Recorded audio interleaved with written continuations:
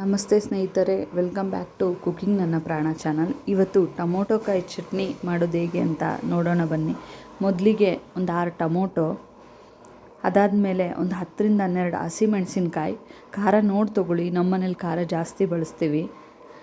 1-2 ಬೆಳ್ಳುಳ್ಳಿ, ಅದಾದಮೇಲೆ ಒಂದು 15 ಎಸಳು ಕರಿಬೇವು, ಒಂದು ಹಿಡಿ ಕೊತ್ತಂಬರಿ ಸೊಪ್ಪು, ಹುರಿದಿಟ್ಟಿರೋ ಅಂಥ ಒಂದು ಬಟ್ಲು ಶೇಂಗಾ, 1 ಸ್ಪೂನ್ ಜೀರಿಗೆ, ರುಚಿಗೆ ತಕ್ಕಷ್ಟು ಉಪ್ಪು.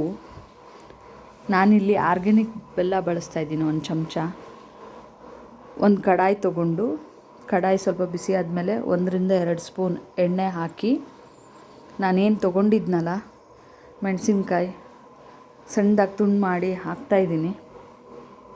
ಮುರಿದು ಹಾಕೋದ್ರಿಂದ ಮೆಣಸಿನ್ಕಾಯಿ ಸಿಡಿಯೋಲ್ಲ, ಇಡೀ ಮೆಣಸಿನ್ಕಾಯಿ ಹಾಕಿದ್ರೆ ಸಿಡಿಯುತ್ತೆ. ಹಾಗಾಗಿ ಕಟ್ ಮಾಡಿ ಹಾಕ್ಕೊಳ್ಳಿ. ಎಣ್ಣೆಯಲ್ಲಿ ಮೆಣಸಿನ್ಕಾಯಿನ ಫ್ರೈ ಮಾಡಿ ಸ್ವಲ್ಪ ಅರ್ಧ ಬೆಂದಮೇಲೆ ನಾನು ತೊಗೊಂಡಿದ್ನಲ್ಲ ಕರಿಬೇವು, ಅದನ್ನ ಆ್ಯಡ್ ಮಾಡ್ತಾಯಿದ್ದೀನಿ. ಆ್ಯಡ್ ಮಾಡಿದ್ಮೇಲೆ ಅದು ಕೂಡ ಮೆಣಸಿನ್ಕಾಯಿ ಜೊತೆಗೆ ಫ್ರೈ ಆದಮೇಲೆ ಎರಡನ್ನೂ ಸಪ್ರೇಟಾಗಿ ತೊಗೊಂಡು ಹಾರ್ಲಿಕ್ಕೆ ಬಿಡಿ. ಅದಾದಮೇಲೆ ಮತ್ತೊಂದು ಸರಿ ಕಡಾಯಿಗೆ ಎಣ್ಣೆ ಹಾಕ್ಕೊಂಡು ನಾನೇನು ಕಟ್ ಮಾಡಿಟ್ಟಿರ್ತೀನಲ್ಲ ಟೊಮೊಟೊ ಕಾಯಿ, ಅದನ್ನ ಆ್ಯಡ್ ಮಾಡ್ತಾಯಿದ್ದೀನಿ. ಟೊಮೊಟೊ ಕಾಯಿದ್ರೇ ಚೆನ್ನಾಗೆ. ನಮ್ಮನೇಲಿ ಆಲ್ರೆಡಿ ಹಣ್ಣಾಗ್ಲಿಕ್ಕೆ ಬಂದಿತ್ತು, ಅದನ್ನೇ ತೊಗೊಂಡು ಮಾಡ್ತಾಯಿದ್ದೀನಿ. ಟೊಮೊಟೊನೂ ಎಣ್ಣೆಲಿ ಫ್ರೈ ಆದಮೇಲೆ ಲಿಡ್ ಕ್ಲೋಸ್ ಮಾಡಿ ಸ್ವಲ್ಪ ಹೊತ್ತು ಆಬೇಲ್ ಬೇಯಕ್ಕೆ ಬಿಟ್ಮೇಲೆ ಅದು ಪೂರ್ತಿಯಾಗಿ ಬೆಂದಿರುತ್ತೆ.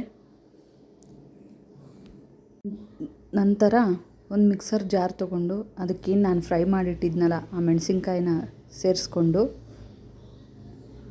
ತಣ್ಣಗಾದ್ಮೇಲೆ ಸೇರಿಸ್ಕೊಳ್ಳಿ. ಮೆಣಸಿನ್ಕಾಯಿ ಆದಮೇಲೆ ಕರೆದಿಟ್ಕೊಂಡಿರೋಂಥ ಟೊಮೊಟೊ ಕಾಯಿನ ಸೇರಿಸ್ತಾಯಿದ್ದೀನಿ.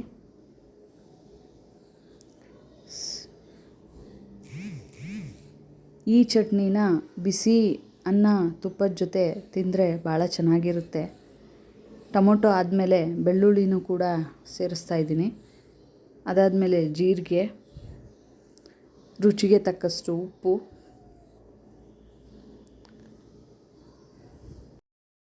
ಕೊತ್ತಂಬರಿ ಸೊಪ್ಪು, ಆರ್ಗ್ಯಾನಿಕ್ ಬೆಲ್ಲ 1 ಸ್ಪೂನ್, ಶೇಂಗಾ ಹುರಿದಿಟ್ಕೊಂಡು ಸಿಪ್ಪೆ ತೆಗ್ದಿರೋ ಅಂಥದ್ದು 1 ಬಟ್ಲು. ಎಲ್ಲನೂ ಸೇರಿಸ್ಕೊಂಡು ನೀರು ಹಾಕ್ದೇ ರುಬ್ಬಿದರೆ ತುಂಬ ದಿನ ಚಟ್ನಿ ಬರುತ್ತೆ. ಅಂದರೆ ಮೀನ್ಸು 2-3 ಡೇಸು. ಮಿಕ್ಸರ್ ಆದಮೇಲೆ ಸಣ್ಣಗೆ ರುಬ್ಕೊಳ್ಳಿ. ರುಬ್ಬಿ ಆದಮೇಲೆ ಇನ್ನೊಂದು ಕಡಾಯಿ ತೊಗೊಂಡು ಅದಕ್ಕೆ 1-2-3 ಸ್ಪೂನ್ ಎಣ್ಣೆ ಹಾಕಿ, ಎಣ್ಣೆ ಸ್ವಲ್ಪ ಬಿಸಿ ಆದಮೇಲೆ ಸಾಸಿವೆ ಕರಿಬೇವು ಹಾಕಿ ಚಟಪಟ ಸಿಡಿಸಿದ್ರೆ ಆ ಒಗ್ಗರಣೆ ರೆಡಿ ಆಗುತ್ತೆ. ಒಗ್ಗರಣೆ ರೆಡಿ ಆದಮೇಲೆ ಚಟ್ನಿ ಏನು ರುಬ್ಕೊಂಡಿರ್ತೀವಲ್ಲ ಆ ಚಟ್ನಿಗೆ ಒಗ್ಗರಣೆ ಹಾಕಿ ಮಿಕ್ಸ್ ಮಾಡಿದ್ಮೇಲೆ ಚಟ್ನಿ ರೆಡಿ ಆಗುತ್ತೆ. ಈ ಚಟ್ನಿನ ದೋಸೆ ಜೊತೆನೂ ತಿನ್ಬೋದು, ಚಪಾತಿ ರೊಟ್ಟಿ ಜೊತೆ ತುಂಬ ಚೆನ್ನಾಗಿರುತ್ತೆ ತಿನ್ನಲಿಕ್ಕೆ. ಅದಾದಮೇಲೆ ಬಿಸಿ ಅನ್ನ ತುಪ್ಪದ ಜೊತೆ ಅಂತೂ ತುಂಬ ಅಂದರೆ ತುಂಬ ರುಚಿಯಾಗಿರುತ್ತೆ. ಈ ರೆಸಿಪಿನ ನಿಮ್ಮ ಮನೇಲಿ ಟ್ರೈ ಮಾಡಿ. Please like, share, subscribe. Thank you for watching.